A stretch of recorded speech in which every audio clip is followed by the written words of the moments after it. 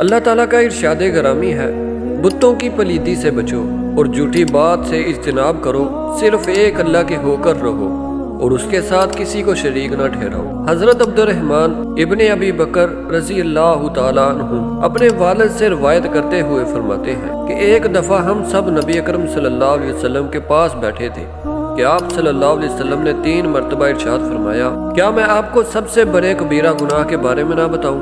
یہ بات آپ صلی اللہ علیہ وسلم نے 3 مرتبہ دہرائی، اللہ تعالیٰ کے ساتھ شرک کرنا اور ماں باپ کی نافرمانی کرنا۔ اور آپ صلی اللہ علیہ وسلم ٹیک لگا کر بیٹھے ہوئے تھے۔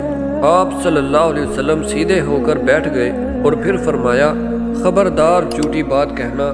آپ صلی اللہ علیہ وسلم اس بات کو اتنی مرتبہ دہراتے رہے حتیٰ کہ آپ نے کہا، کاش آپ صلی اللہ علیہ وسلم خاموش ہو جائیں۔ جھوٹی گواہی پر بار بار تنبیہ اس لیے کی گئی ہے کیونکہ لوگوں نے اسے معمولی سمجھا ہوا ہے، اور اسے اس لیے اتنا دہرایا گیا ہے کیونکہ اس سے دشمنی اور حسد بڑھتا ہے اور بہت برے نقصان ہوتے ہیں اور بڑی خرابیاں وجود میں آتی ہیں، اور اسی جھوٹی گواہی کی وجہ سے لوگوں کے بہت سے حقوق ضائع ہوتے ہیں، اور اسی کی وجہ سے بے گناہوں پر ظلم ہوتے ہیں۔ جو لوگ جس چیز کے مستحق نہیں وہ ان کو مل جاتی ہے، یا جھوٹی گواہی سے انہیں کوئی دوسرا نسب نامہ دے دیا جاتا ہے جو اصلاً ان کا نہیں ہوتا۔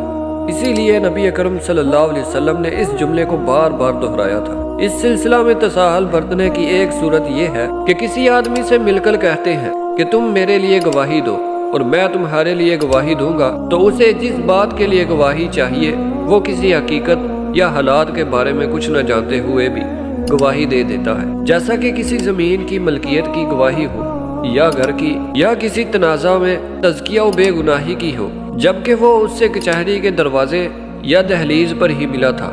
اس سے قبل وہ ایک دوسرے کو جانتے بھی نہ تھے۔ یہ گواہی سراسر جھوٹ ہے۔ گواہی تو اس طرح ہونی چاہیے جیسے قرآن میں آیا ہے، اور ہم نے وہی گواہی دی تھی جو ہم جانتے تھے۔